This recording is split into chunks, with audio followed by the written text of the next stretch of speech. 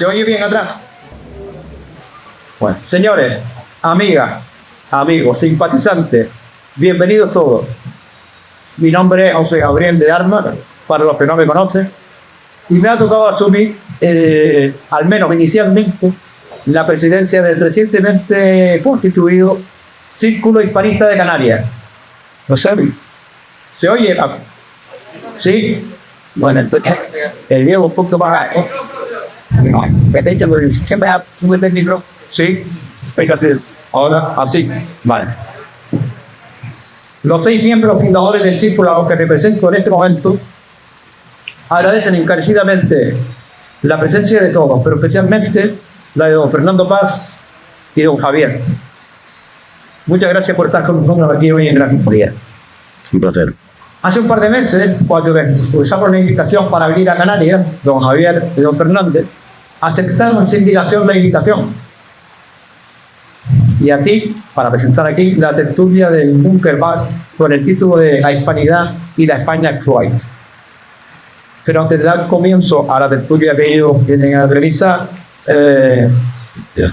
pues son ellos los protagonistas del evento de hoy, y dado que este hecho constituye con el primer acto, digamos así, un poquito más oficial del Círculo Hispanista de Canarias, parece conveniente hacer una pequeña nota de cómo surgió el círculo y de lo que se propone, y lo cual ya está en el típico que ustedes tienen, pero bueno, no está de más añadir durante este tema, ¿no? Desde el año 2019-2020, varios amigos nos reuníamos en charlas, tertulias sobre textos muy agradables, acompañadas de café, copa y puro, en las que unos y otros mostramos nuestra opinión sobre los más variados asuntos de actualidad, de tipo cultural, social, religioso y político, consiguiendo unas veces y dirigiendo otras, pero siempre evidenciando entre nosotros un denominador común de admiración y respeto por determinadas cuestiones vitales. Podría extenderme mucho y aburrirles comentando cuáles eran estas cuestiones, pero bueno, someramente sobre la educación integral de los hijos, la concepción y la necesidad de la familia como célula básica de la sociedad, la importancia de la iniciativa empresarial privada en la economía del país, la admiración sin complejo de nuestros orígenes canarios e hispanos, y todo ello además por el trasfondo de un espíritu crítico contra todo lo que significa revolución cultural, social, religiosa o política, que vaya y que actúe en contra de las tradiciones culturales, sociales y religiosas de nuestra patria. Eso es lo que nos diga, ¿no? De tal manera que podemos concluir que este grupo de amigos, conocidos, nos convertimos con el tiempo y casi sin darnos cuenta en un grupo de correligionarios, es decir, que compartimos unos mismos principios, una misma fe y unas similares opiniones de la sociedad y de la política. Y bromeando entre nosotros, utilizamos dos expresiones conocidas pero significativas que consideramos que nos definen, consideramos y consideramos. Una es la famosa frase de que nos vestimos por los pies, con todo lo que ello significó y significa. Y otra era que somos gente de orden y de ley, pero no de cualquier orden ni de cualquier ley, sino del orden infundido por Dios en la naturaleza de las cosas, y una ley legítima y justa, que también se conforma solo con los límites que la encaminen a la obtención del bien común, tanto temporal como trascendente. En junio de 2024, después de estas reuniones, nos llamó un amigo que había almorzado con nosotros alguna vez y que sin anestesia nos comunicó que había invitado él personalmente a venir a Las Palmas a don Marcelo Ullo Omodeo, y que había pensado en nosotros, en este grupo, para atenderle y acogerle. Vale, claro. Efectivamente, no nos quedó más remedio, organizamos inmediatamente una conferencia en la que don Marcelo disertó una brillante exposición y que presentó sus 3 libros que todos conocen ya: Padre Patria, Lo que América le dé la Francia y Nada por lo que pedí perdón. Pues bien, este evento tuvo tal asistencia y tal éxito que nos vimos en conciencia obligados e incentivados a constituir el Círculo Hispanista de Canarias, que, como bien reza el texto del díptico que editamos y difundimos, pretende constituir una organización mínima necesaria para la cobertura de actividades como la mencionada, de presentación de libros, conferencias, así como la que todavía fijan nuestros amigos, intentando dar audiencia y difusión a autores que de un modo u otro coinciden con los principios que profesamos y que anuncié antes. Y de esta manera, pues se puede decir que el Círculo Hispanista de Canarias, curiosamente, no surge para hacer y con un proyecto, que también, sino que, por supuesto, surge desde un hecho exitoso antes de su constitución, O sea, no éramos todavía un círculo hispanista cuando tuvimos que atender a don Marcelo Huillo, y fue un éxito la convocatoria y la conferencia que presentó y el acto en sí, ¿no? Obtuvimos muchas felicitaciones. Vale. Bueno, les anticipo que ya los socios fundadores del círculo no somos eruditos, no somos historiadores ni filósofos, pero sí estamos aquí para dar publicidad y audiencia a todos, a estos eruditos, filósofos e historiadores, en la medida que podamos. Tampoco nos creemos los salvadores de la patria, desde luego, ni de la hispanidad, pero sí intentaremos contribuir con toda humildad, pero también con toda firmeza, fortaleza, fidelidad y rigor a la regeneración de España y de la hispanidad y a la tradición de todos estos principios que se dan antes a las nuevas generaciones. Y con el fin de disipar alguna posible temeridad en la que alguno de ustedes pueda incurrir, o otros, al creer que simplemente queremos conservar y venerar todo lo anterior sin más, me atrevo a transcribir una frase que reza en el perfil de WhatsApp de un joven amigo nuestro, historiador canario, amante de nuestras tradiciones, que representa muy bien nuestra labor. Y es la siguiente, muy sencillita. La tradición es la transmisión del fuego, no la adoración de las cenizas. Y ya, sin más dilación y un poco a modo de introducción del tema de la tertulia, he elegido una frase inmejorable y difícil de igualar, de un excelente y recomendado artículo del mes de agosto pasado de un amigo médico que se llama Oscar Méndez, titulado muy sugerentemente y que me dio providencialmente la semana pasada, se llama La hispanidad ante el horizonte del caos. Y los textos que he seleccionado son dos o tres, dicen así, ¿no? Después de exponerla además que nos circunda en diversos aspectos a nivel nacional, internacional y demás, comenta lo siguiente. En este escenario, la hispanidad no aparece como actor político visible. Sus estados están fragmentados, sus élites son herederas del liberalismo decimonónico y sus estructuras han sido desfiguradas por las revoluciones, globalismo y dependencias ideológicas. Y sin embargo, existen, no como potencia, sino como presencia silenciosa, como forma civilizadora que aún sobrevive dispersa en la lengua compartida, en la fe popular, en las costumbres jurídicas consuetudinarias, en la visión cristiana de la familia, de la muerte, del trabajo y de la dignidad. No es una categoría cultural, no es un legado sentimental, es una cristiandad concreta, proyectada en la historia bajo el signo de unidad de fe, de lengua, de culto y de derecho. La hispanidad no gobierna, pero late. No por irrelevancia, sino porque ya no hay estructuras capaces de contenerla. Y sin embargo, su doctrina permanece. Su alma vive. Y allí donde la fe aún es pronunciada en español por reverencia, hay un fragmento de la forma hispánica esperando redención. La hispanidad no tiene ejército, pero tiene martirios.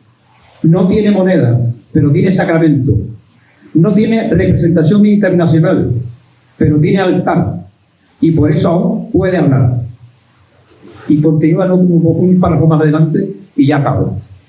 Por tanto, el camino no es debatir quién debe liderar. La pregunta correcta es: ¿quién ha conservado? ¿Quién ha sido fiel? ¿Quién puede aún recordar lo que fuimos? Y la respuesta es doble. España y América, ambas heridas, pero aún vivas, son si se dejan juzgar, corregir y renovar desde la única norma que no se equivoca, la tradición católica.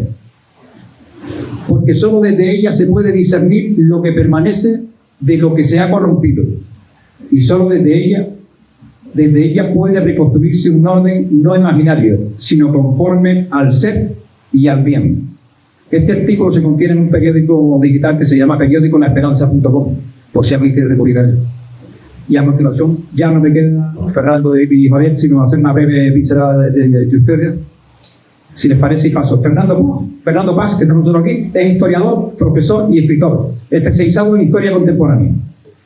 Ha escrito más de una docena de libros, entre los más destacados pues se encuentra Europa bajo los escombros, Antes que nadie, La neutralidad de Franco, Nuremberg, Juicio al nazismo, y don Javier García Isaac, que es periodista, locutor, productor de programas de radio, articulista y escritor. En la actualidad es director general del Grupo de Comunicación EDAD, donde dirige y representa diariamente el programa de actualidad política En la Boca del Lobo, en la emisora y Forma Radio. Los libros escritos por Javier son Citas con la Historia, uno de los más destacados, Citas con la Historia, Franco en el banquillo, junto con Fernando Paz y Álvaro Romero, La Segunda República sin complejo, Historia criminal del Partido Socialista. En estos libros hay una pequeña representación atrás en una mesita que están para adquirir los que lo deseen, o te pagan la exposición. Y bueno, ya por supuesto, ya sin más dilación, Javier Canal, pues cedo la palabra a nuestro taurista Fernández para que consideren lo que nos pide. Bueno, si quieren empezamos con algún peticionario, puedo hacer alguna pregunta.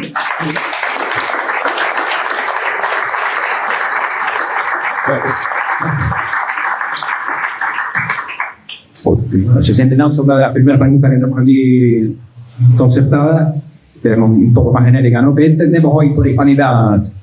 ¿Es un solo concepto cultural histórico o sigue siendo una realidad viva que nos une a millones de personas por todo el mundo?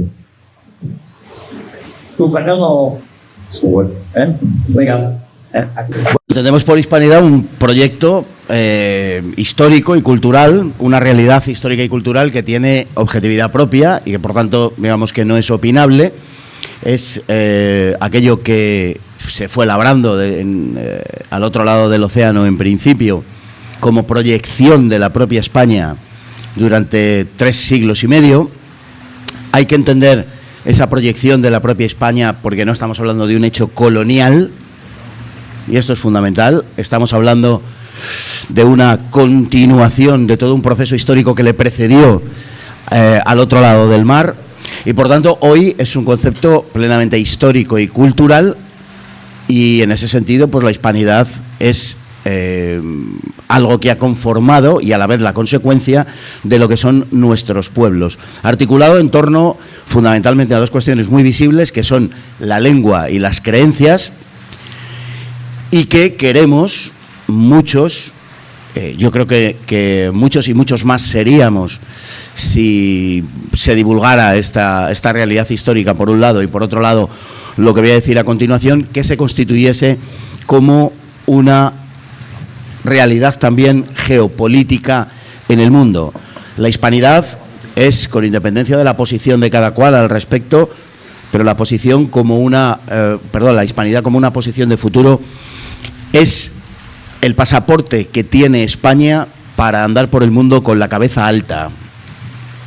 Y esto creo que como un primer punto de partida podría ser, creo que me da la impresión de que podría ser una plataforma sobre la que España comenzase una andadura por el mundo diferente a la actual, complementaria a la actual, y creo que capaz o susceptible de reposicionarnos en el mundo, desde luego, con una calidad mucho mayor. Por tanto, es una realidad histórica y cultural, y a muchos nos gustaría que además fuese un verdadero proyecto de futuro para España y para todos los pueblos hermanos, en torno a esa lengua, en torno a ese idioma y en torno a esas creencias. No solamente restringido, también quiero decirlo, no solamente restringido a los pueblos americanos, que ya sería mucho, sino además extensible a otras latitudes y a otras geografías, algunas de ellas africanas y otras asiáticas, donde España ha estado presente.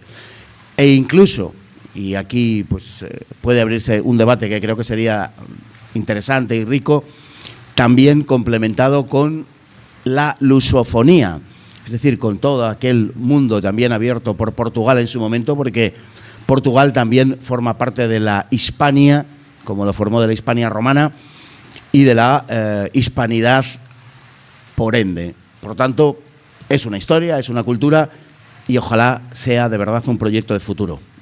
Oye, yo antes de meterme a contestar tu pregunta, bueno, dar las gracias a todos, al Círculo Hispanista también de Canarias, que tan amablemente nos está tratando este par de días, ¿no? Y luego también a muchos oyentes de la casa que veo que hoy están aquí con nosotros, y eso siempre es una satisfacción. A la pregunta de qué es la hispanidad, yo lo veo, coincido con Fernando, como una obra civilizatoria, ¿no? Una obra civilizatoria que civilizó a naciones o a territorios que hasta el momento estaban atrasados. Y también era una obra evangelizadora. No se puede entender la hispanidad desde el punto de vista de la evangelización, ¿no? Luego hemos tenido mucha criminalización de esa obra precisamente porque era evangelizar y civilizar a pueblos que no lo estaban. Ahora nos quieren hacer ver que el indigenismo pues era una suerte de maravilla donde y nada más lejos de la realidad, ¿no? Hay que recordar que se sacrificaban niños o se adoraba al dios sol, y para que hubiese sol o hubiese lluvia, pues a lo mejor había que matar a 3.000, 4.000 recién nacidos. Esto, bueno, eso prácticamente como estamos ahora, ¿no? Ahora no nos tiramos a un volcán, ahora directamente nos abortamos. Pero por eso la importancia de la hispanidad, y por eso la hispanidad es el contrapunto a la globalización, a pesar de que pueda parecer un contrasentido, porque la hispanidad unía con el respeto de determinadas tradiciones, culturas, pero había algo por encima que era esa evangelización, y dotaba de un cuerpo también doctrinal, de un cuerpo de derecho, y era la trascendencia, la importancia de la trascendencia de la persona, que hasta ese momento no la tenía. Eso quizás, y sin lugar a dudas es el legado más importante que ha dejado España a la humanidad, por cierto, que ahora está en peligro. Sí, bueno, la otra pregunta viene un poco bajo la centro de lo que estás diciendo. Efectivamente, a ver, si la humanidad está más perdida en este mundo globalizado en el que estamos, y bueno, donde se pretenden diluir identidades y demás. Sí, lo que estamos diciendo, efectivamente, don Marcelo Muñoz ya hizo una exposición larga y extensa de eso que estás diciendo, arguyendo entre otras cosas, por ejemplo, que construían ciudades y civilizaciones en el interior y no en la costa para salir zumbando después de saquear a los países. Era, por ejemplo, uno de los argumentos de Muñoz. Bueno, es que cuando uno observa la obra, vamos a ver, la civilización y la evangelización es una misma cosa. No hay civilizaciones, y me vais a permitir la hipérbole que está cargada de intencionalidad, pero no hay civilizaciones más allá de donde se ha implantado la idea de dignidad humana. No es propiamente civilización aquello que no se sostiene sobre la persona. Pueden ser expresiones a partir de culturas preexistentes, ciertamente, y nadie niega ese carácter cultural de las formas de vida al margen de Occidente, pero otra cosa es que podamos calificarlo con todo el sentido que tiene la palabra de civilización. De manera que cuando uno viaja en el espacio o en el tiempo más allá de esa civilización que ha sido construida a partir del cristianismo y de la herencia grecorromana, con lo que se encuentra la mayor parte de las veces es con la barbarie. Y cuando no se encuentra con la barbarie es porque, como solía decirse antes al final de algunas películas, es pura coincidencia. Pero los principios que articulan otras formas civilizatorias, vamos a llamarles así, son principios que no están fundamentados sobre la dignidad humana, y en consecuencia las deformidades que observamos en otras sociedades se explican en su lógica precisamente por ese origen. Cuanto a lo que comentabas de la globalización y los problemas que genera y el caso de la hispanidad, bueno, has citado el hecho también, que no quería dejarlo pasar, de la construcción de ciudades. Efectivamente, todas las potencias coloniales, y yo creo que aquí viene una de los malos entendidos acerca de la presencia en España, o lo que se pretende hoy presentar como la presencia de España en América. Digo que esos malos entendidos vienen engendrados por el hecho de que hay permanentemente en el inconsciente colectivo, en el imaginario colectivo, y muchas veces de una forma expresa, la comparación con lo que hemos considerado el imperialismo y el colonialismo, que se compadece bien con lo que Francia o Gran Bretaña fundamentalmente, aunque también otras potencias como Alemania o como Bélgica hicieron en otras latitudes extraeuropeas, que consistían en cosas muy diferentes a lo que hizo España en América. Y en consecuencia, cualquier colonización, tal y como la vemos hoy, colonización europea en Asia o en África, lógicamente se fundamentaba en la idea de crear emporios económicos, factorías, y para explotar el interior de aquellos territorios, y en consecuencia lo único que hacían era levantar lo que en algunos casos terminaron siendo ciudades, sobre todo esto es más visible en el caso de África, pero que fundamentalmente eran puertos de exportación con algunas infraestructuras que les permitiera esa explotación interna.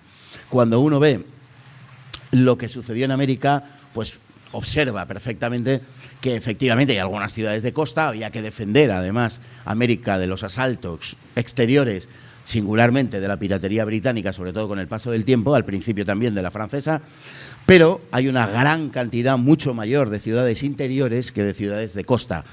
Naturalmente esas ciudades interiores se levantaban porque España tenía la pretensión de permanencia, porque no pretendía una explotación colonial y marcharse de allí una vez que los recursos hubieran sido explotados, sino que pretendían quedarse. Por eso levantaban ciudades como eran las ciudades castellanas, y es una continuación de la forma en la que se levantaban las ciudades castellanas.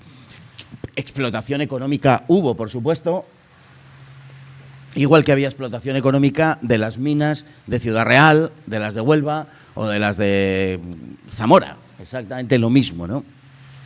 No en mayor o menor medida, pero incluso hay que incorporar otros elementos citados rápidamente, como el hecho de que, por ejemplo, al contrario de lo que sucedía en Europa y al contrario de lo que sucedía en la España peninsular, había una protección efectiva de la población indígena. Las primeras leyes que implantan la jornada laboral de 8 horas, que en Europa hemos tenido este debate a comienzos del siglo XX, la implanta Felipe II, para que sea aplicado a la población indígena, no a los españoles, no a los peninsulares, no. Esos estaban sujetos al mismo régimen que en la península, pero en América. No, es la implantación de un régimen laboral para proteger a los indígenas. Es decir, que la obra de España era una obra de permanencia y era una obra de generación de una sociedad con las peculiaridades propias del territorio descubierto y de las poblaciones indígenas a las que se dirigía, pero era una obra de proyección de la propia España en América. Por supuesto, con nuestras virtudes y con nuestros defectos, como no podía ser de otra manera. Y ahora esta explicación que se hace, en fin, asimilando lo que no tiene nada que ver con un colonialismo de tipo clásico, de rapiña, explotador, que a veces se diferencia, como hace la escuela de Gustavo Bueno, entre potencias generadoras y potencias depredadoras. Evidentemente España, que hereda toda la herencia romana, lo que hace es algo muy semejante a lo que hizo el Imperio Romano, naturalmente corregido, aumentado y perfeccionado 10 siglos después, 15 siglos después, pero lo que hace en definitiva es sentirse heredero de esas formas romanas, no de las cartaginesas, que eran efectivamente predatorias. Al respecto de lo que sucede hoy en día perdón, con toda la cuestión de la globalización, lógicamente el globalismo, que no la globalización como fenómeno objetivo, sino el globalismo, las filosofías y el pensamiento que deriva de la situación de globalización, lo que pretende no es que exista en el mundo una sola cultura, lo cual ya sería enormemente grave para la hispanidad, como es lógico, porque supondría su supresión. Lo que pretende no es que haya una sola cultura en el mundo, sino que no haya ninguna. Porque el globalismo no es la implantación de una sola cultura, sino la implantación de una. Viene a ser algo así como la relación que hay entre la riqueza gastronómica propia de nuestra patria y la comida de los aviones, que no es una alternativa gastronómica, sino la negación de toda gastronomía. Bueno, pues algo parecido. ¿Cuál? Tú preguntabas, a mí me gustaría continuar con la exposición de Fernando. Si está la hispanidad en peligro en un mundo globalizado, ¿no? Y yo creo, Fernando, que sin duda lo está. Y no está porque la globalización que se nos ha impuesto no busca la cooperación entre los pueblos, sino la disolución de identidades nacionales y culturales. Esa es la gran diferencia, ¿no? La hispanidad, ¿por qué molesta? Entre otras cosas, porque representa la resistencia frente a ese proyecto uniformedor, ¿no? Tú lo hablabas, ¿no? La gastronomía de los aviones, comida cheque, la misma para todos. Es decir, por eso digo que muchas veces se confunde. Y el mayor enemigo de la hispanidad es la globalización. Y uno puede pensar, no, pero la hispanidad es imponer a los demás. No, no es ningún tipo de imposición. Es el respeto de cada una de estas naciones, ¿no? Claro, porque Javier, hay una confusión enorme, sobre todo visto desde América, en gran parte porque es lo que les han predicado durante todo este tiempo y porque la realidad política de los países hispanoamericanos se ha generado sobre la negación de la presencia española. Es decir, para afirmar ellos su realidad independizada de lo, no independizada de España, sino independizada de lo que eran ellos, para avalar la realidad política de esas repúblicas existentes, lo que han hecho ha sido negar su propia personalidad. Esa es la cuestión, esa es la clave de la cuestión. Claro, cuando nos dicen a nosotros, por ejemplo, esto de que pidan perdón por venir aquí, que no, que nosotros, los que estamos aquí, no fuimos allí. Los que fueron allí fueron sus abuelos, bisabuelos, tatarabuelos. Cuando López Obrador le dice a los españoles de hoy, pidan ustedes perdón porque vinieron a América a hacernos no sé qué. No, que fue usted, fueron sus antepasados los que en caso de que les hayamos hecho no sé qué, se lo hicieron a las comunidades indígenas, por ejemplo. Por tanto, no fue mi tatarabuelo, que, bueno, el tatarabuelo de mi tatarabuelo, que probablemente se quedó en alguna pedanía del norte de Palencia, no fue nunca a América. ¿Qué perdón tengo que pedir yo? No, tendrán que ser los tatarabuelos de López Obrador los que pidan perdón. Así que desde aquí le pedimos a López Obrador y a la señora Simpún, que gobierna en México, que pidan perdón a los americanos.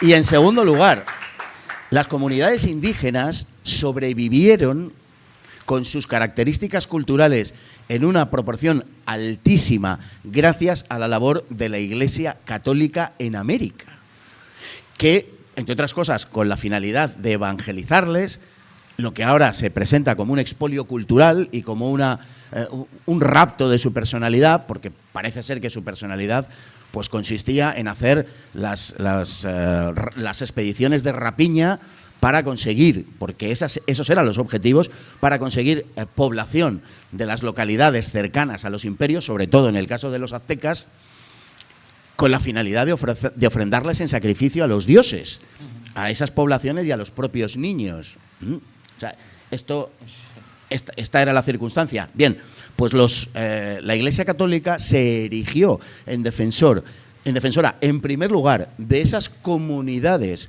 indígenas que estaban siendo rapiñadas, explotadas, esclavizadas en el mejor de los casos por los imperios azteca e inca, y se convirtieron en su mejor escudo frente a esa labor de rapiña y de esclavización.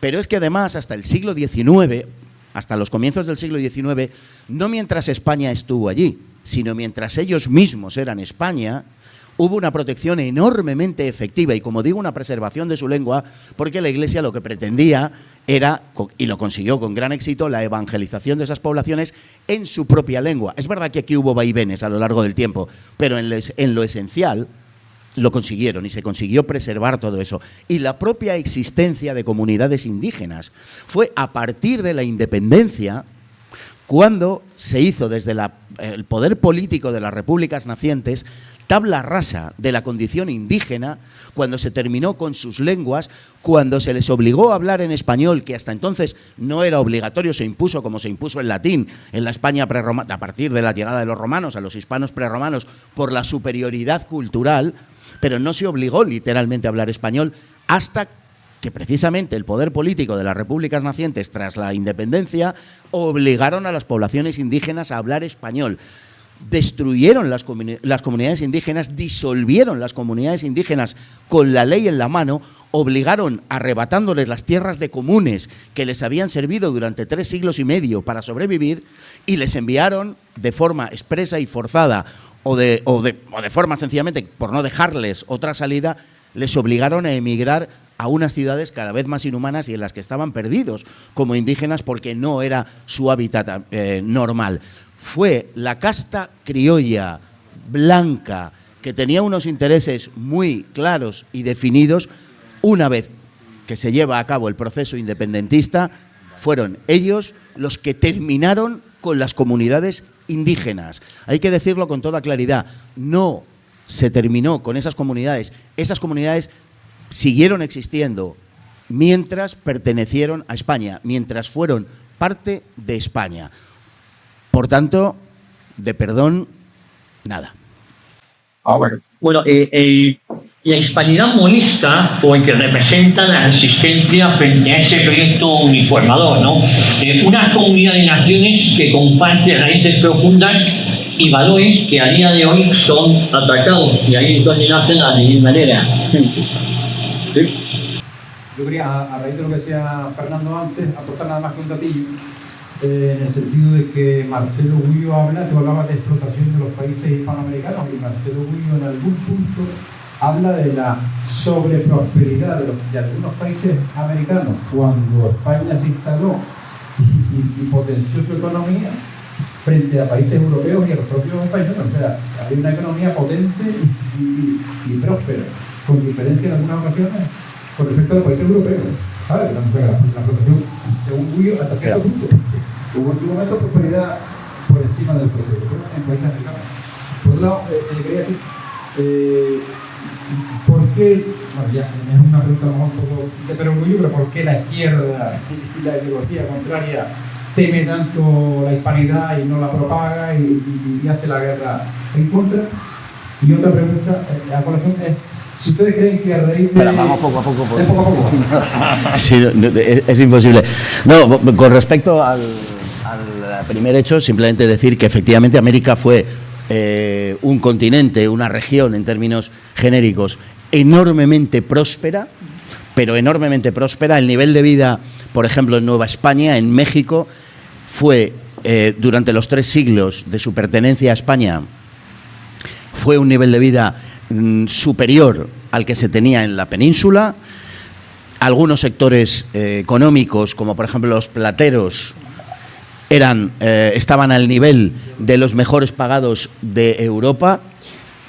La agricultura mexicana de Nueva España era una agricultura con una capacidad productiva que en algunos aspectos fue la primera del mundo, comparable a la francesa, que era la producción por hectárea era la más alta del mundo, porque Francia, por esos misterios de la divinidad, es un país particularmente bendecido en ese aspecto. Y México tenía una productividad muy semejante a la francesa. Su nivel de vida era comparable a la de los mineros de Silesia, por ejemplo, alemanes, que eran los mejores pagados del mundo. Y en general era una región extraordinariamente próspera. Además de eso, América, con excepción de las incursiones de nuestros queridos amigos y socios británicos, era un continente que se mantuvo en una excepcional paz. Y esto es importantísimo, mientras Europa era sacudida por conflictos permanentes entre los finales del siglo XV y los comienzos del siglo XIX. Pensemos la cantidad de guerras, algunas de las cuales colateralmente afectaron efectivamente a América, pero en cualquier caso no fueron generadas en su suelo, ni afectaron ni muchísimo menos a todo el continente. Pensemos en esa circunstancia. Pensemos en el siglo XVIII, por ejemplo, la guerra de los 7 años, o pensemos en la guerra de los 30 años en el siglo XVII, que bien podría llamarse la Primera Guerra Mundial, porque fue una guerra que desgarró Europa de un modo absolutamente trágico y que consagró la división de la cristiandad, cosa de la que en América prácticamente ni se enteraron. Es decir, además, América fue un gigantesco oasis de paz durante esos siglos, ¿no? De ahí la prosperidad americana y de ahí la prosperidad de esos territorios. A comienzos del siglo XIX, la situación de México, la situación de Nueva España, de lo que luego sería México, era incomparablemente mejor que la de sus vecinos norteamericanos. Eso por no citar que hasta 1848, en el Tratado de Guadalupe Hidalgo, Estados Unidos le arrebata más de la mitad del territorio que se había constituido como México a partir de la herencia que habían recibido del Virreinato de Nueva España. Más de la mitad. Esa era la situación objetiva de México cuando se independiza de España. Mejor que la de Estados Unidos. Bueno, hoy el muro lo está levantando Estados Unidos para que los mexicanos no pasen a México. No pasen a Estados Unidos, perdón. Digo yo que alguna responsabilidad habrá que aplicar a los que en los últimos 200 años han gobernado México, porque cuando aquello era España, los norteamericanos no tenían ninguna necesidad de levantar ningún muro para que ningún habitante de la Nueva España tratase de pasar a su país. Bueno, podemos hablar también, Fernando, del legado y la huella imborrable que ha dejado España, ¿no? Las universidades, por ejemplo, el ferrocarril funciona antes en Cuba que en la propia península, porque eso era España, no era otra cosa, no eran colonias, ni mucho menos, ¿no? Y preguntaba sobre el por qué la izquierda no soporta la idea de hispanidad. Mira, no lo soporta porque no soporta una España orgullosa de sí misma. Y la hispanidad les recuerda que hubo una época en que España fue grande, ¿no? Y fue un imperio, y eso es algo que la izquierda no soporta. España tiene una maldición bimilenaria, me atrevería a decir. Se ha hablado muchas veces de la España y con las dos Españas. Es mentira, ya lo comentábamos. Nunca ha habido dos Españas. Ha habido una España y una anti-España. Punto. No ha habido nunca dos Españas. Ha habido una parte que ha estado luchando continuamente contra la grandeza de España y contra lo que ha significado. Y ha trabajado de forma brutal para ver cómo se podía cargar el concepto de la propia España. Y ese es el motivo por el cual no quieren la hispanidad. No quieren la hispanidad, no la quieren porque les recuerda que España fue grande en alguna ocasión.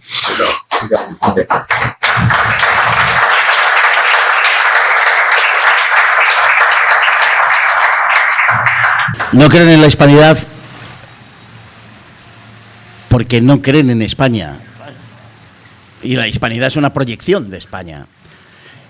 Y esto puede parecer a lo mejor una enormidad, sobre todo en estos tiempos melifluos en los que vivimos, donde hay que hilar muy fino para que nadie se moleste o se sienta ofendido. Yo siento mucho si alguien se siente ofendido. Yo os garantizo que yo me siento ofendido varias docenas de veces cada día por todo lo que tengo que ver y oír, y no salgo quejándome en ninguna parte. Bueno, en realidad sí salgo quejándome en muchas partes, pero esto es todo lo que puedo hacer. No demando a nadie ni me hago la víctima. Pero España no es cualquier cosa. España es un proceso muy determinado en la historia. Comentábamos ayer precisamente en la reunión que teníamos con el Círculo Hispanista de Canarias, a la que tan amablemente nos han invitado y que estamos de verdad contentísimos y orgullosísimos de estar hoy aquí. Y comentaba precisamente ese hecho de que España no es cualquier proyecto histórico. Muchas veces identificamos de una manera inmediata, y es lógico y hasta justo que así sea, a España con un dibujo en el mapa, ¿no? Pero España no es un territorio. El territorio es la base física sobre la que se desarrolla España. Pero eso no es España. España no es cualquier comunidad política que se levante sobre el solar de la península ibérica, 2 archipiélagos y 2 ciudades en África que vamos a ver lo que nos duran. España es otra cosa. España es un proyecto histórico que se ha ido haciendo con el tiempo y ha ido cuajando a lo largo del tiempo. Eso es España. De tal forma que otras comunidades políticas que han existido en el viejo solar ibérico no son España. De igual forma que el reino de Tartesos no era España. De tal forma que Al-Ándalus no era España. Por más que algunos de forma torticera lo llamen la España musulmana. Evidentemente en un abuso terminológico que no se corresponde con ninguna realidad histórica. No, España es la creación, naturalmente paulatina, creciente y a lo largo del tiempo, de una determinada comunidad política asentada en unos valores perfectamente descriptibles y perfectamente localizables a lo largo de ese tiempo. Por tanto, no es cualquier cosa. En lo que estamos hoy, en lo que está determinados poderes hoy, es en la creación de una comunidad política diferente que se quieren que se asiente sobre el lugar donde un día se levantó España. Eso es lo que pretenden hacer. En la medida en la que seamos capaces de recuperar una determinada visión del mundo y una determinada jerarquía de valores, volveremos a tener España. Porque hoy no tenemos España, porque esta ruina, esta decadencia física nuestra de estos días no es España. Esto que vemos no es España. Como repito, es otra cosa que se asienta donde un día hubo España. Y eso es exactamente eso lo que pretenden evitar, que no haya España. No les gusta España, rechazan a España y odian a España. Por eso, quienes tienen por principal meta o función acabar con España, se juntan, se reúnen, pactan y acuerdan con aquellos que tienen por expresa finalidad desgarrar a España, destruir España, cuartear España y fragmentar España. Si no, no se entenderían muchas de las cosas que desgraciadamente hoy están pasando.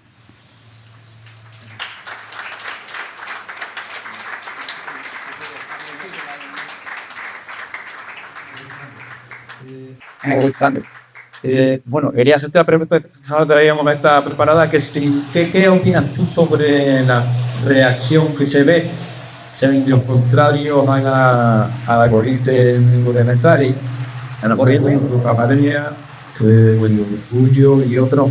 Si hay otro surgir de aclarar las cosas y terminar ya con esta mentira. Primero, la leyenda negra está vigente porque los políticos cobardes han aceptado un relato que saben que es falso. Y a eso está habiendo respuesta por parte de algunos autores que tú has comentado. Mientras se están silenciando los genocidios que cometió el Imperio francés, que poco se habla de él, y el Imperio británico, ponemos el acento donde no hubo genocidio, que es el de hispanidad. Y el problema es que el enemigo, como comentábamos también ayer en alguna ocasión, es que está dentro de casa. El problema no es que haya...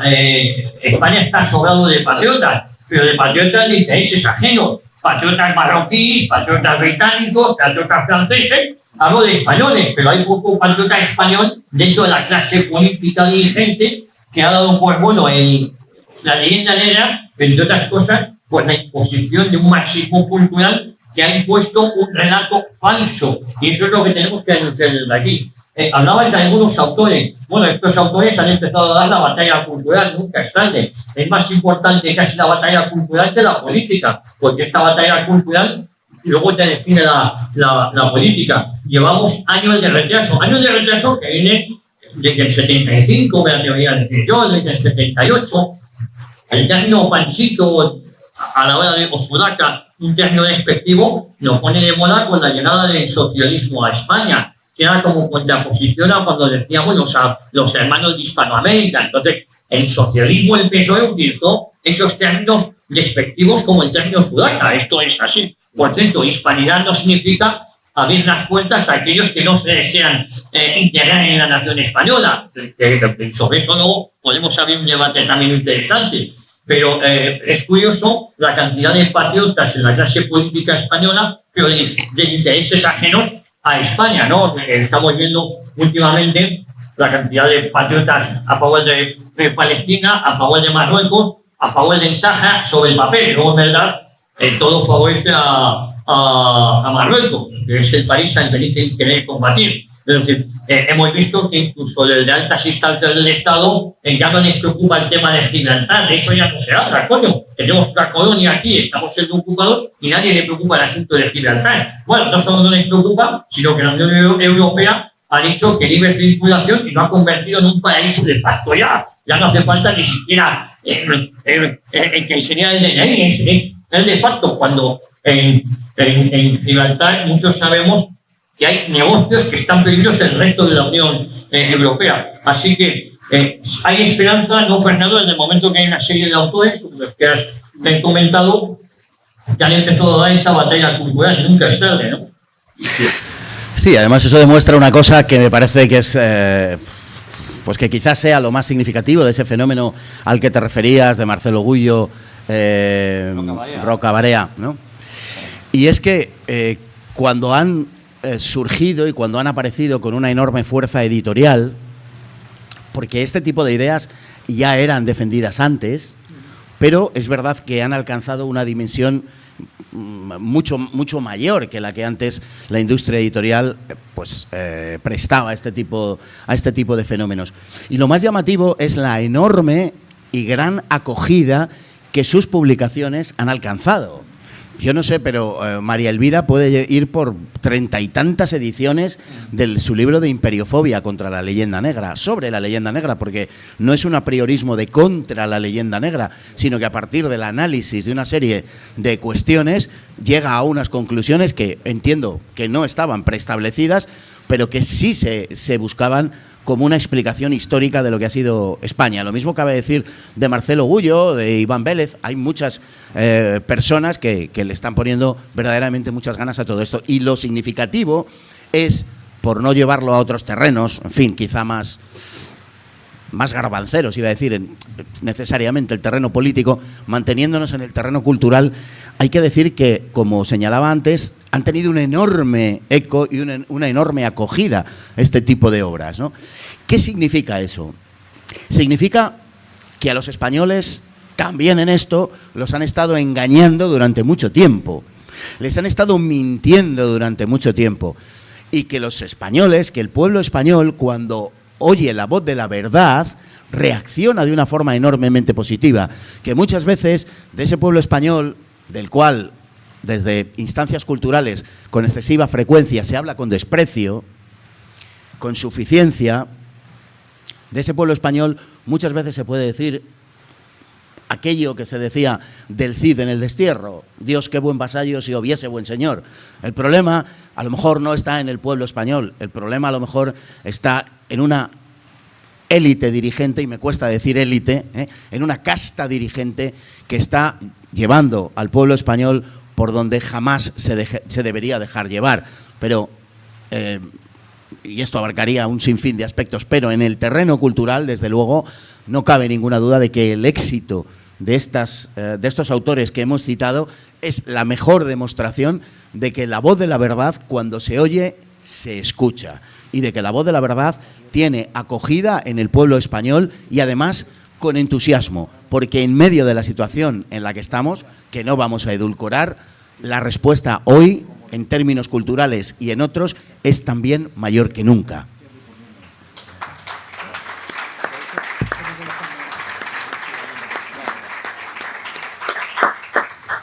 Fernando, sí, hablaba con Gabriel de cuáles son los mayores enemigos de la hispanidad. Yo he detectado tres, enemigos en este momento, ¿no? Uno sería el chavismo, otro la globalización progresista, y luego tú hacías mención a nuestras élites. El chavismo es la tiranía que destruye las naciones hispanoamericanas. La globalización es el disfraz del nuevo totalitarismo mundial, y nuestras élites políticas, quizás lo más importante, son las traidoras que entregan España y la desarma y la compleja. Es decir, quizá la más peligrosa de todos sea, tú haces mención, nuestras propias élites, ¿no? En último término, todos los problemas que tenemos serían mucho menores y estarían muy disminuidos, sin duda ninguna, si no tuviéramos desde hace 200 años, porque tampoco cabe circunscribirlo al momento actual, aunque quizá hoy tenemos los mejores epítomes y el mejor paradigma de todo lo que ha sido lo peor de nuestra historia pasada, pero en los últimos 200 años no podemos ignorar de que España ha estado sometida a intereses extranjeros de forma casi permanente. Esa es la realidad, y en consecuencia la elaboración del relato cultural ha obedecido a intereses que son no ya ajenos a la historia de España, sino abiertamente contrarios a la historia de España. Por ejemplo, la fijación cultural y la sumisión cultural, la subordinación cultural de España a Francia, sobre todo en las capas más altas de la población, ha asegurado un sometimiento de toda la interpretación histórica de lo que es España y de lo que ha sido España a los intereses, como digo, de otros países. En ese sentido, que no tengamos ninguna duda, todos nuestros problemas serían menores, no digo que se resolverían, claro, pero serían menores, estarían muy menguados si tuviéramos una élite digna de ese nombre. O si al menos tuviéramos una élite, nos bastaría con esto, que no fuese antinacional, que sencillamente tuviese por objetivo servir los intereses de los españoles y servir a España. Bastaría con eso, verdaderamente. Entonces, ese es el mayor enemigo. Por supuesto, si además esa élite es connivente con algunos de quienes han construido un relato generado de forma exprofeso contra todo lo que representa la hispanidad, como es el caso que tú has citado del chavismo, pues entonces, lógicamente, el problema se multiplica por 7, por las connivencias que puede haber de España, del gobierno español y de esa oligarquía política con el chavismo. Los problemas de España se multiplican con 7, que más o menos es la misma cifra por la que ellos multiplican sus cuentas corrientes. Vamos a trasladarnos ahora a América, Fernando. El papel que juegan en la actualidad los países hispanoamericanos. Ha habido cierta batalla, cada uno con su idiosincrasia particular. Estamos viendo lo que está pasando en Brasil. A Bolsonaro no solo lo han intentado robar las elecciones, lo han intentado asesinar, aunque ahora lo han condenado, lo encarcelan 28 años de prisión. Estamos viendo también lo que está sucediendo en Argentina. Parece mentira, parece que sale adelante, pero los enemigos son muy poderosos. Estamos viendo lo que ha pasado en Nicaragua. En Nicaragua hay una dictadura feroz, con una persecución religiosa que es la gran olvidada de todo esto. Estamos viendo lo de Venezuela. El comunismo en Cuba, 60 años de atraso. Estaba mucho mejor en Cuba con Batista que lo que está ahora. Esto es un hecho objetivo. A uno le puede parecer o no, pero vamos. Claro, ese papel de esas élites de dirigentes hispanoamericanas tampoco han ayudado. Eso por un lado. Y luego el papel que juega Estados Unidos usa en la hispanidad. No hay que olvidar que ahora mismo los hispanos son la primera gran minoría en los Estados Unidos. Sí, sí. Bueno, hay más población que habla español en Estados Unidos que en España. Y cada vez más, como decía el del anuncio, ¿no? Pues, y cada vez más. Porque en España cada vez se trata de que lo hablen menos. Pero ¿hay futuro en los países hispanos para recuperar la hispanidad o parte de lo que significó? Bueno, el propio proceso de independencia y naturalmente todo lo que vino después fue poner el poder político, consistió básicamente en eso, poner el poder político en manos de una élite criolla que tenía unas alianzas con aquellos que desde hacía 200 años antes intentaban heredar el imperio español para quedárselo ellos.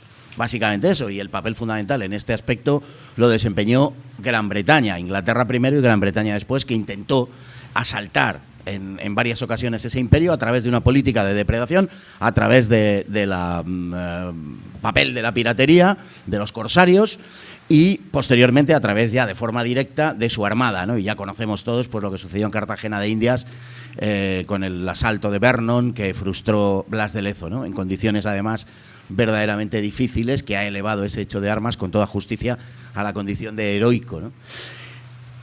Gran Bretaña tuvo, una vez que impulsa los procesos de independencia de las repúblicas norteamericanas, hispanoamericanas, a través de la alianza con las élites locales, Gran Bretaña tuvo un papel determinante más o menos hasta comienzos del siglo XX, durante los primeros 8 o 9 décadas. Después, ese papel lo heredó Estados Unidos. Estados Unidos, como es natural, le interesó siempre, como antes le había interesado a Gran Bretaña, mantener la división de las repúblicas hispanoamericanas. No olvidemos que en principio el proyecto emancipador, así lo llaman, de los padres de la patria de las repúblicas hispanoamericanas no era el de crear una especie, una miríada fragmentaria de entidades políticas, sino de generar una unidad dentro de lo que era Hispanoamérica. Sin embargo, eso fue saboteado desde dentro y también, naturalmente, ayudado desde fuera, porque no interesaba a una Hispanoamérica fuerte. La potencialidad hispanoamericana, la potencialidad de la hispanidad, en definitiva, es sencillamente gigantesca. Lo es. También comentábamos ayer, no debemos engañarnos al respecto, a estas alturas de la historia, no vamos a presentar a la hispanidad como un proyecto capaz de competir con los grandes monstruos de los Estados Unidos o de China, pero sí de situarnos a la altura de lo que puede ser la Commonwealth y Gran Bretaña hoy en día. Y podría hacer de la hispanidad pues una potencia cuarta o quinta en el conjunto del mundo. Imaginaos lo que eso representa para todos los hispanos y de forma muy singular para los españoles, naturalmente. Nos situaría en una posición equivalente e incluso, ¿por qué no soñar un poquito, superior a la que puede tener Gran Bretaña hoy, porque la Commonwealth es una realidad hasta cierto punto forzada y en cualquier caso más natural que la que proporciona la propia hispanidad. En definitiva, hoy la proyección de esa Commonwealth abarca a una serie de territorios no excesivamente numerosos y el resto del colonialismo británico pues no tiene verdaderamente ninguna virtualidad en términos geopolíticos. Hoy cuando nace un niño en Nigeria o en la India, las primeras palabras que le dirige a su madre no están en inglés. Cuando hoy nace un niño en Perú, en Argentina o en México, sí dice mamá en español. Y eso alberga una potencialidad naturalmente enorme. Si además tenemos en cuenta que eso mismo está sucediendo y que esos mismos niños están hablando con sus madres en español, en Chicago, en Tucson o en Jacksonville, pues hombre, quizá podamos empezar a darnos cuenta de esa gigantesca potencialidad de la hispanidad. Naturalmente dentro también hay una serie de élites que pretenden mantener la alianza esencial con aquellos poderes u otros, porque están entrando también en Hispanoamérica latitudes tan exóticas como China. Bueno, pues esos poderes anteriores u otros que en definitiva les permita a ellos retener el poder. Y ahí está una de las claves, es que la retención del poder por parte de una gran parte de la élite hispanoamericana radica precisamente en la negación de su condición hispana. Solen. Gracias, Fernando. Bueno, ya el tiempo nos apremia un poquito. Yo como colofón solamente quería, ya hemos hecho el diagnóstico exhaustivamente para nuestro auditorio, que recomienda que se pueda hacer a pie de obra aquí y ahora, aparte de las iniciativas que nosotros hemos tomado, por ejemplo, de constituir el Círculo Hispanista de Canarias. ¿Qué puede hacer el auditorio, Fernando, para restaurar la hispanidad? Acciones concretas. Y cerramos y damos el turno de palabras, ¿qué te parece? Bueno, ¿qué se puede hacer en términos funcionales y en términos prácticos? Pues para empezar, lo primero que se puede hacer es apoyar al Círculo Hispánico de Canarias.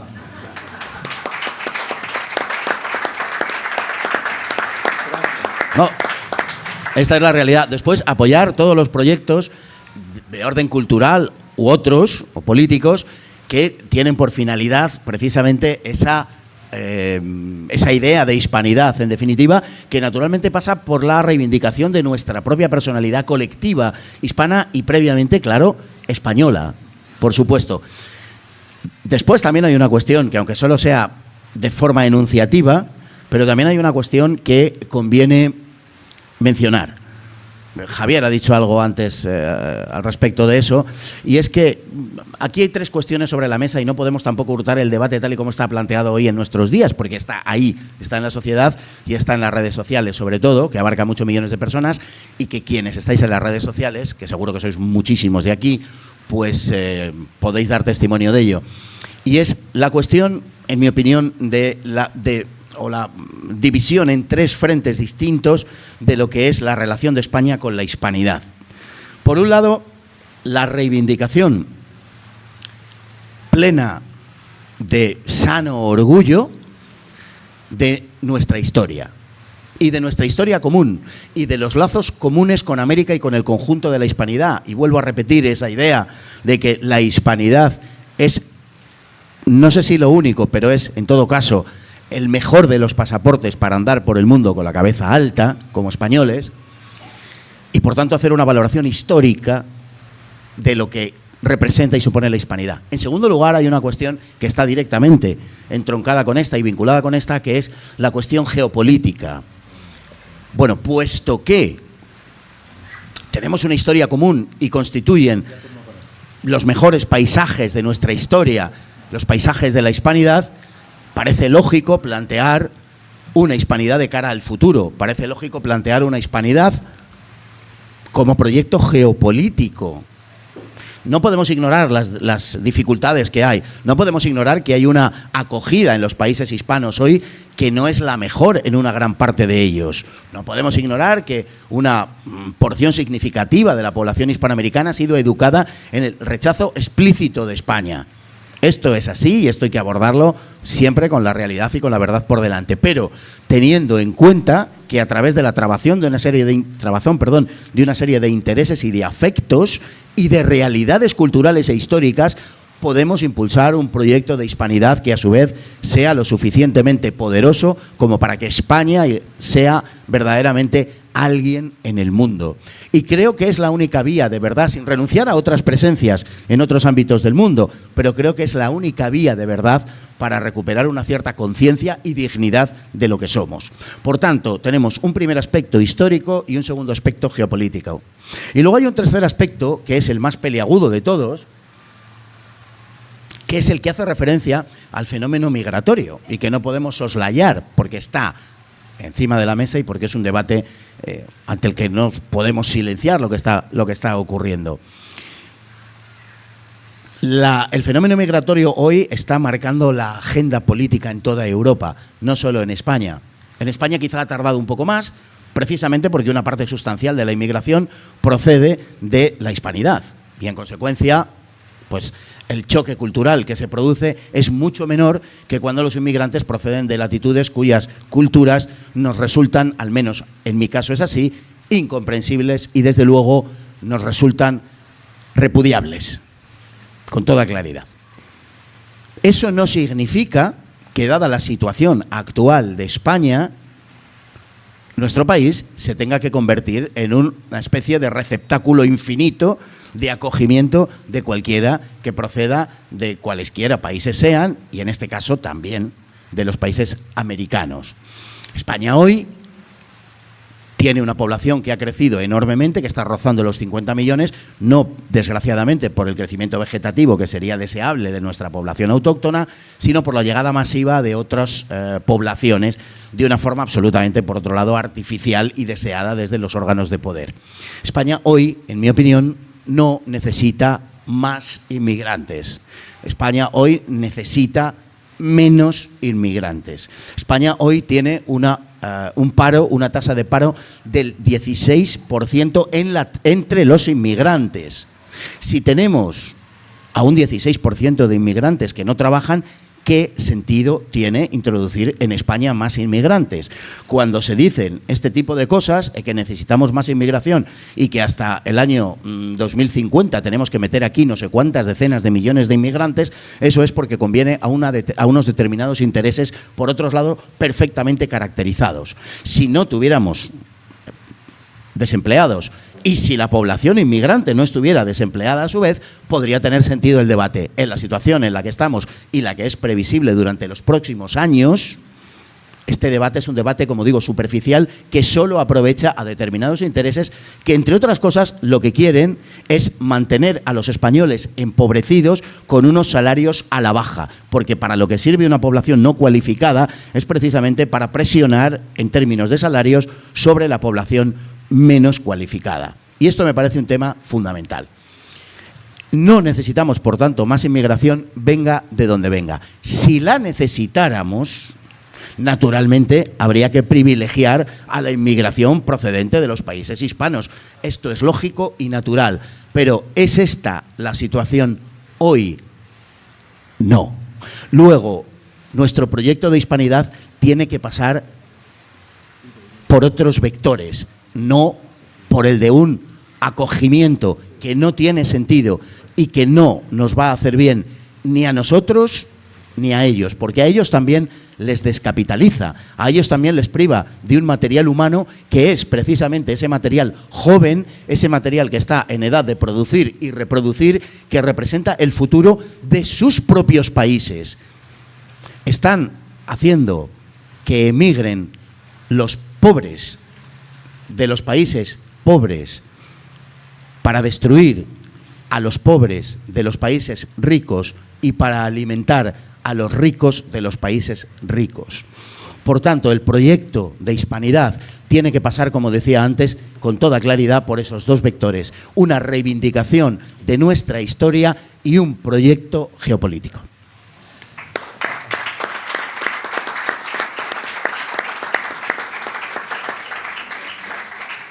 Y Fede, la hispanidad tiene el futuro que nosotros queramos darle.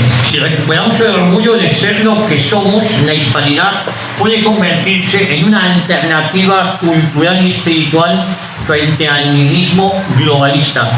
Si nos rendimos al complejo y a la mentira, que nadie tenga la menor duda de que vamos a desaparecer como civilización. Así que la batalla no es solo política, es sobre todo cultural.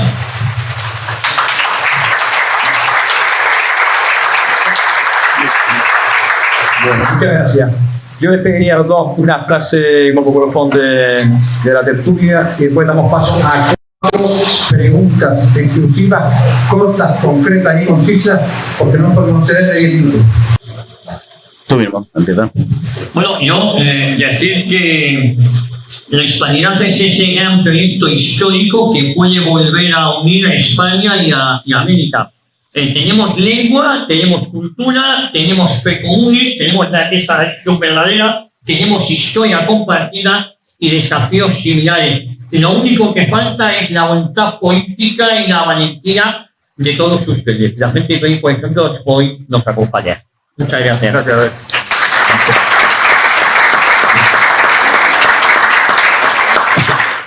Nada, pues simplemente decir que España está sufriendo el asalto, España y los españoles, el asalto de sus enemigos, de los de dentro y de los de fuera. Esto cada día es más claro y es más evidente. Estamos en un momento particularmente complicado y peligroso. Estamos quizá en el momento más bajo de nuestra historia contemporánea, me atrevo a decirlo así. Y sin embargo, o quizá precisamente por eso, lo que está quedando bastante claro es que hay un núcleo indoblegable, de españoles que no se van a resignar a dejar de serlo. Y que España tiene un sentido en la historia y que España es irrevocable, pero que toda esa hispanidad y toda esa irrevocabilidad depende de la voluntad de todos nosotros. Sin nosotros, sin todos los españoles, sin todos los que hoy somos depositarios de esa llama de la tradición y no de esa adoración de las cenizas de las que hablábamos antes, sin eso va a ser imposible. Cuando oigáis al respecto de la hispanidad algunos cantos de sirena que pretenden mantener la hispanidad en una mera adoración de las cenizas, en un mero regocijo ante la visión de lo que ha sido nuestra historia, desconfiad. La hispanidad, como la propia España, o es futuro o no es nada.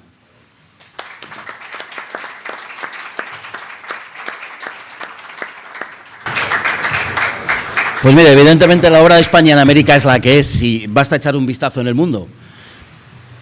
Si tomamos de referencia a los europeos, en cualesquiera latitudes, africanas, americanas, asiáticas, incluso en el Pacífico, no encontraremos ningún continente mestizo, solo América.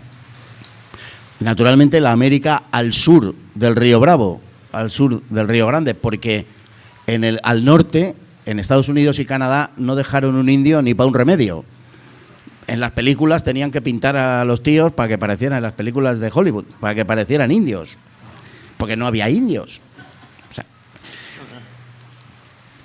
esto es así. El único continente verdaderamente mestizo, si entendemos por ese mestizaje que una de las partes sea europea, evidentemente es América. El problema de lo que usted dice, que yo comparto sin reservas, no en un 90%, en un 100%, el problema es que los que pensaban diferente y actuaban diferente son los que en su día y en su momento se impusieron y destruyeron precisamente esa obra que era, no lo digo desde ningún posicionamiento nacionalista, porque yo no soy nacionalista. Yo soy, bueno, no digo soy porque me da vergüenza decir eso, pero aspiro a ser patriota. Porque el patriotismo es una virtud. Es decir, yo soy patriota, como decir, yo soy bueno, o algo así, ¿no? Dios me libre. Pero yo aspiro a ser patriota. No soy nacionalista, en todo caso, que además es una ideología ligada al siglo XIX, al romanticismo y a una serie de coordenadas que no comparto.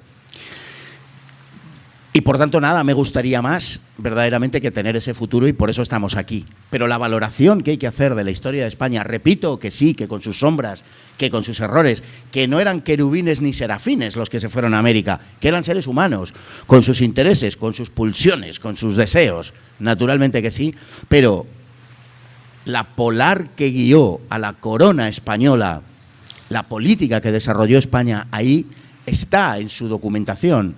Está en las órdenes que se emitieron, está en las normativas, está en las leyes. Y también ayer lo comentábamos, con enorme frecuencia en el debate historiográfico se suscita la cuestión de sí, eran las leyes, pero no todo el mundo las cumplía. Digo, coño, ni ahora, si tenemos las cárceles atestadas.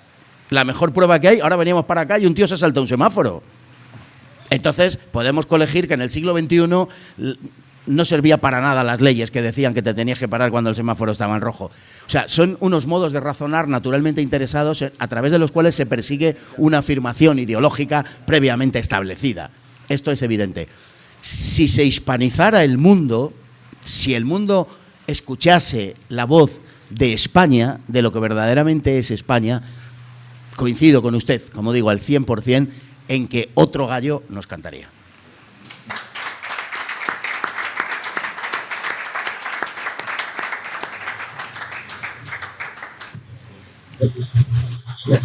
Bueno, hay que reconocer que ninguna de ambas instituciones pasa en la actualidad por sus mejores momentos, ni en España ni en ninguna parte del planeta. Me gustaría decir otra cosa, pero no es comparable la monarquía hispánica con la monarquía actual, que en muchas ocasiones, es una opinión muy personal, sirve a intereses contrapuestos a los de España. Por ejemplo, a intereses anglosajones. Hemos visto como el rey era investido con la orden de la carretera, que es contrario a los intereses de España. En el Imperio Español, en el siglo XIX, es un auténtico desastre, entre otras cosas, por la masonería francesa e inglesa. Y la masonería francesa e inglesa es contraria también a la fe. Y eso, y en Hispanoamérica fue el teatro de operaciones de aquella lucha, ¿no? De intereses franceses y de intereses ingleses. Ya desde Carlos IV, no voy a hablar ya de Fernando VII, ha sido un auténtico desastre. Y la Iglesia en la actualidad, hay que matizar, porque más que la Iglesia somos todos, somos los creyentes. Hablo de la jerarquía eclesiástica, que tenían que ser expulsados del templo a latigazos como poco. Y me quedo suave. Desde el momento que un papa pone la mama pancha en un altar en el Vaticano, pues con la pancha mama, pues a mí la verdad que me deja un poco perplejo, ¿no? De cuando ponen la calavera y no sé, quitarse y tal, y hablar del Dios Sol, y no sé, claro. Entonces, por eso digo que ojalá fuera distinto. Y ojo, y otras coronas europeas no están mejor que la de esta casa, ¿no? Todos vemos las casas de putas y tal. Yo decía, a nivel europeo, los líos que hay, con lo cual no es tan mejor que aquí. La hispanidad la tenemos que hacer entre nosotros, y esas dos instituciones, ojalá, la Iglesia, creo que al final se pueda reconducir la jerarquía eclesiástica, porque tenemos otro problema. El problema es como en Hispanoamérica, en los que están ganando mucho terreno frente a los católicos, que son los evangélicos.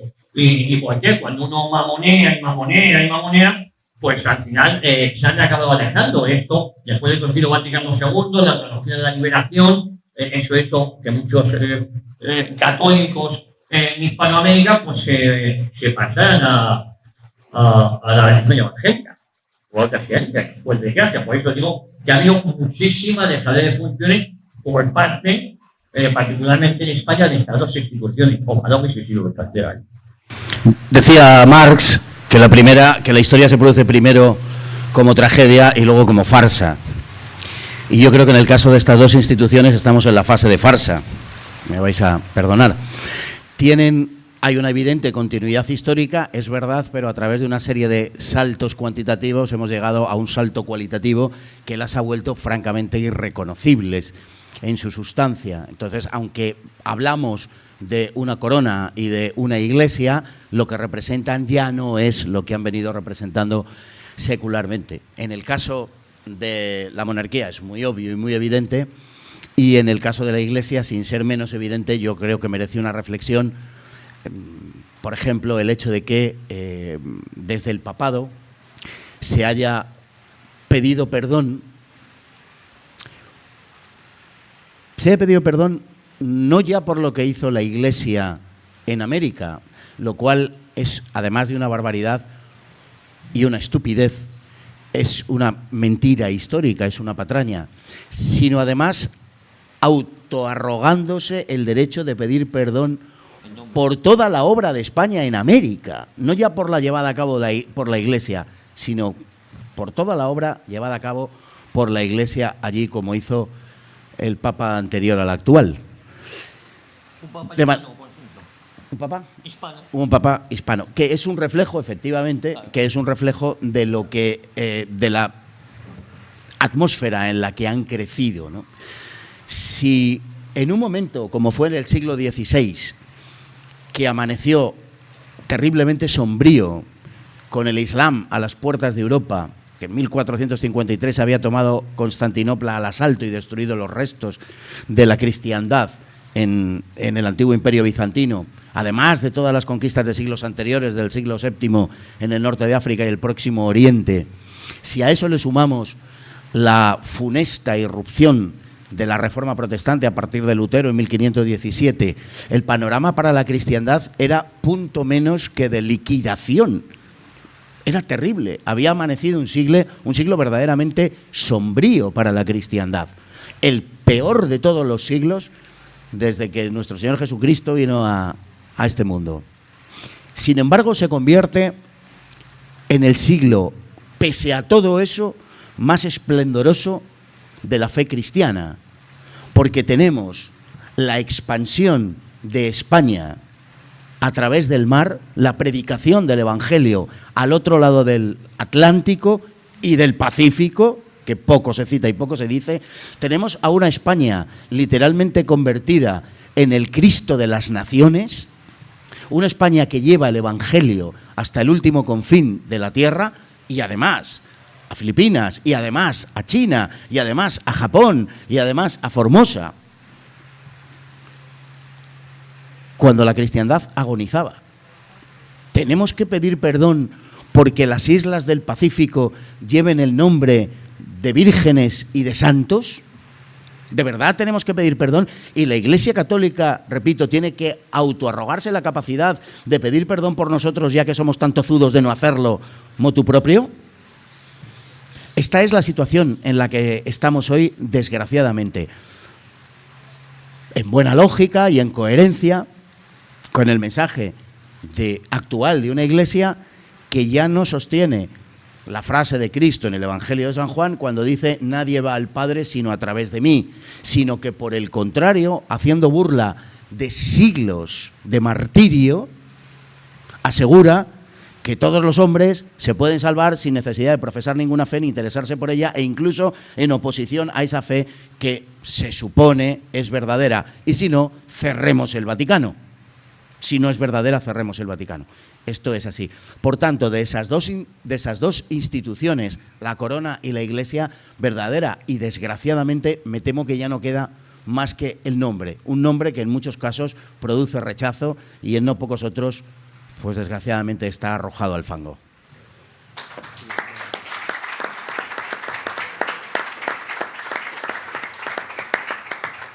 Muchas gracias a todos. Debemos terminar ya. Dos cositas nada más antes de despedirnos. Por un lado, están al fondo de la sala la venta de libros de estos dos invitados. Y por otro lado, pues, como no puede ser de otra manera, rogarles encarecidamente la colaboración con el Círculo Hispanista de Canarias de la forma que ustedes consideren más oportuna. Nosotros tenemos unos documentos de domiciliación para las cuotas, que esté interesado libremente, sin compromiso ninguno, puede aportarlas, porque claro, nuestra actividad ahora mismo no tiene ningún recurso. Y entonces somos nosotros, los hechos fundadores, los que hemos traído a estos señores, y los que pretendemos seguir haciendo cosas, pero gratis, no hay nada. Así que anímense. Nada más, muchísimas gracias y